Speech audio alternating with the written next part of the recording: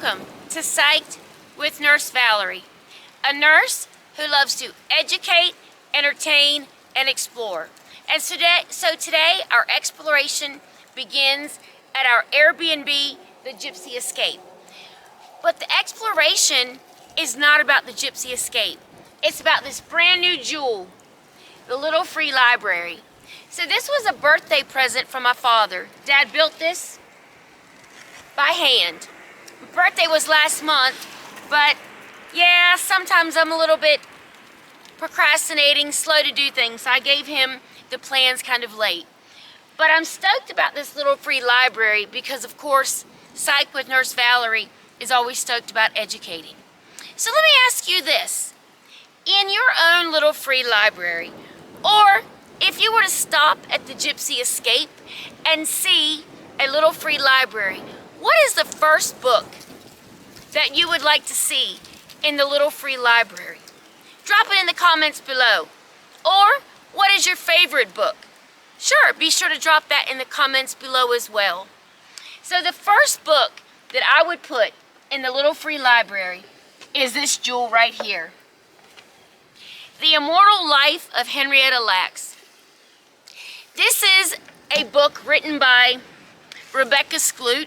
It's a book that every human should read. No matter if you're interested in, well, it covers medicine, ethics, and history. I was totally moved by this book. And so, yet, it's sort of like a historical fiction, only it's not fiction. And it says, doctors took her cells without asking. Those cells never died. They launched a medical revolution at a multi-million-dollar industry. How would you feel if you were Henrietta's family and you found out that your mother's cells launched a multi-million-dollar industry, yet you never found out till years later and you never received a cent?